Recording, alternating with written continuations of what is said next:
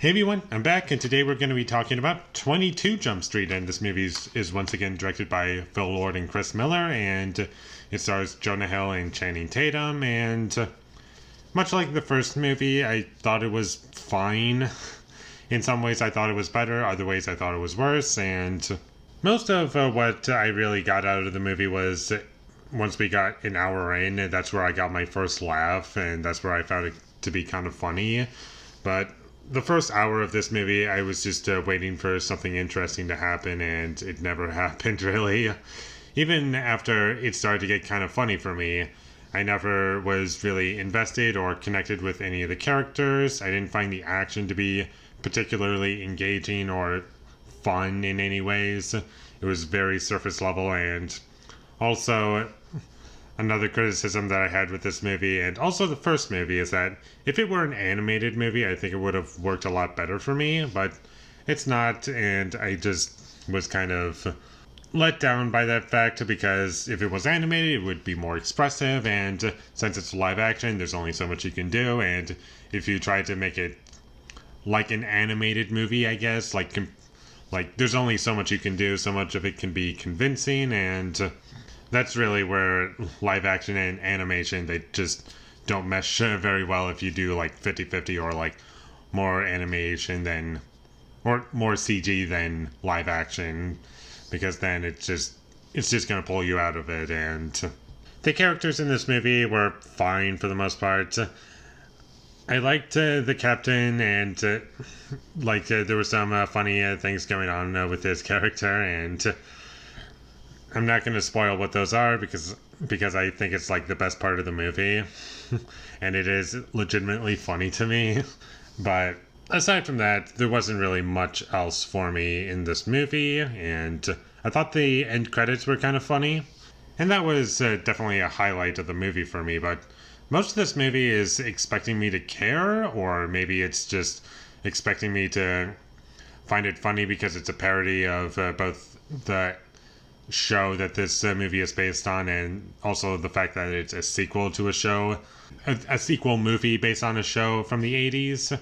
But I just don't really find it funny because in terms of presentation, it just doesn't really offer much for me, and there are parts of it that are taking itself very seriously, and that's also something that takes me out of it, and I just don't feel as though the pacing is there. I don't feel as though the just under 2-hour runtime is justified, and because of that, I really feel as though it's really taking its time to like make me seriously invested, and some jokes in this movie go on for so long and they're not funny to me. Like the villain of the movie, I don't find to be funny in any way, and they kind of treat it like half funny, half take it seriously, and it never once worked for me. I also didn't really enjoy the fact that our two main characters, I guess minor spoilers, but there's a bit of conflict for them throughout the movie where they're slowly drifting apart. Like Channing Tatum just wants to play football, whereas Jonah Hill is doing his own thing, and these two are just like being separated, and they're no longer feeling as though they're like brothers, and they just feel like, you know what, we should probably just go on and just do our own thing because we're happier that way.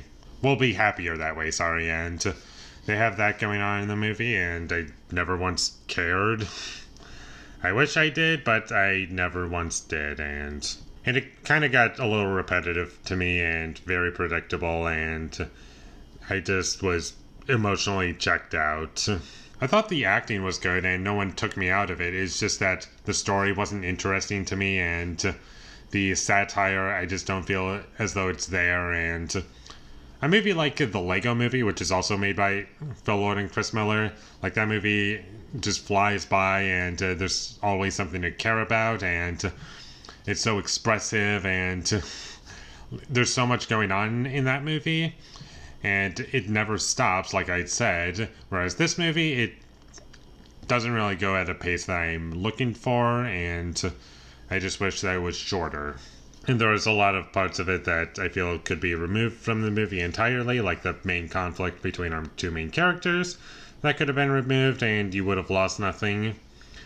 In fact, the first hour of the movie, you could have removed it any sense of comedy in that first hour, and it would probably be no different for me. Or if you just basically started the movie an hour into the movie, I don't feel as though you're missing anything really. And that's about all I have to say about 22 Jump Street. It was a very forgettable sequel that I will never be watching again, and I think I like the first movie better. I'm not sure. I don't know. I'm not in any rush to watch either of these movies. I think they're fine.